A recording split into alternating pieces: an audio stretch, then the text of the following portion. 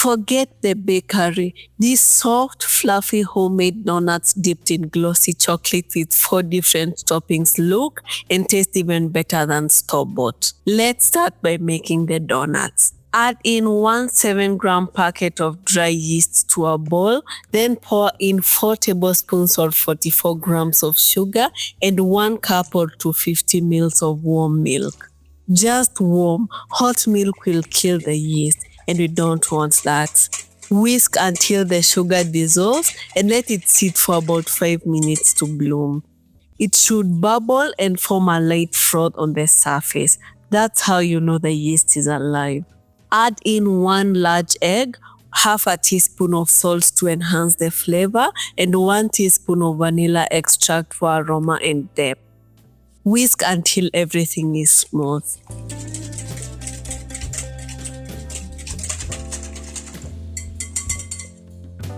Now add in 3.5 cups or about 440 grams of all-purpose flour. Gently mix it in until it forms a shaggy dough. Take your time with this and try not to fling the flour all over your kitchen. Now knead the dough for about 3 minutes using your hands or a mixer like I'm doing today.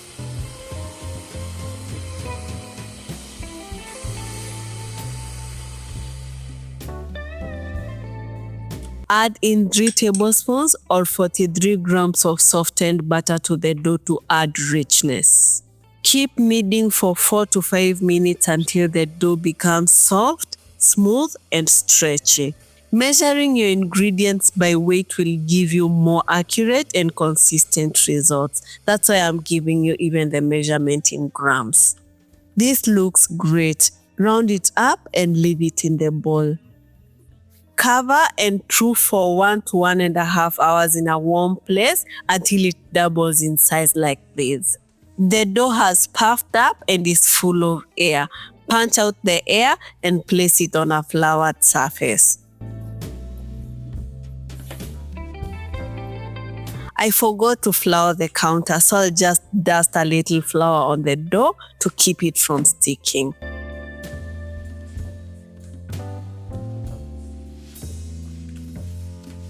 Roll it out to about 1/2 inch thick. I'm sure you'll do a neater job with the shape than me, but I don't mind it looking a little shapeless.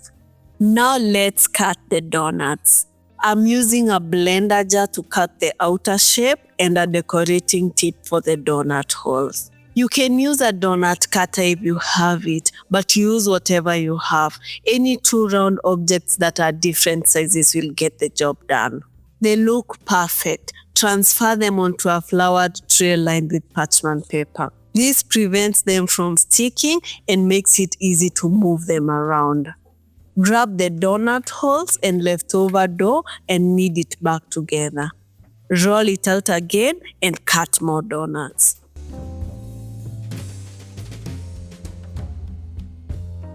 Keep going until all the dough is used up. This recipe will give you about 15 to 18 donuts depending on the size. Cover and let them puff up again slightly for about 30 minutes. They are now ready to cook. Pour cooking oil onto a deep pot and heat it up. Gently add the donuts without overcrowding. Let them fry on medium heat until golden, which takes about 3 to 4 minutes. If the oil is too hot, the outside browns before the inside cooks. And if the oil is too cold, the donuts soak up the oil instead of frying properly. Flip and let the other side cook. Drain and set them aside. I'm adding 4 donuts this time. 5 felt a little bit too crowded. If you want super clean shapes, you can cut the parchment paper into squares or circles and use them to lower each donut into the oil. But honestly, you don't need all that for home baking.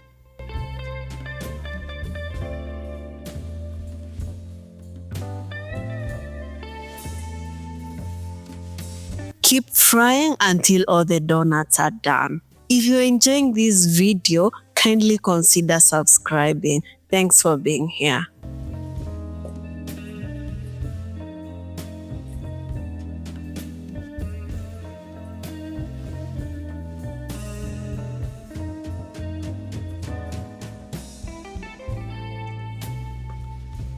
Now we are done. The donuts are soft, fluffy, and ready for my favorite part, glazing.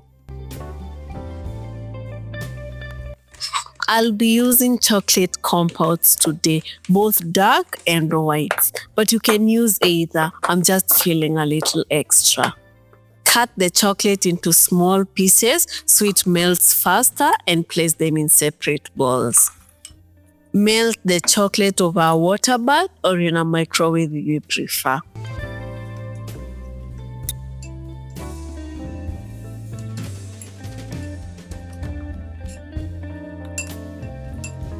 The melted chocolate should be smooth and pourable. Now let's glaze. You need to work fast because the chocolate compound will start setting quickly. The first donut is a basic glaze with chocolate shavings.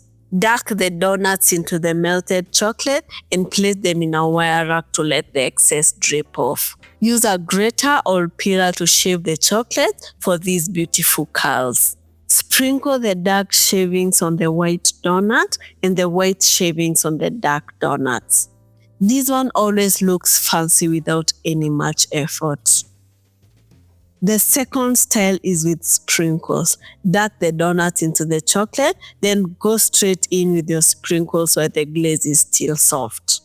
It's fun, bright, and perfect for anyone who wants something playful. The third one is with peanuts. Break the peanuts so they are not too big, sprinkle them over the glazed donuts, and let them cling to the glaze. It gives you a crunchy, salty, sweet bite which never disappoints. And the final style is the zebra donut. Dunk the donuts in the chocolate like we did before and place them in the wire rack. Use a spoon to drizzle the white chocolate over the dark donut to create stripes and the dark chocolate over the white donut.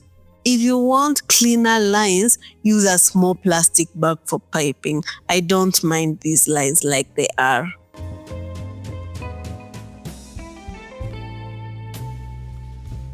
These chocolate glazed donuts are soft, glossy, and restaurant quality. The perfect treat made at home. They also store really well if you want to enjoy them slowly throughout the week. And since I know you love chocolate, check out my gooey chocolate chip cookies recipe next. You're going to love it.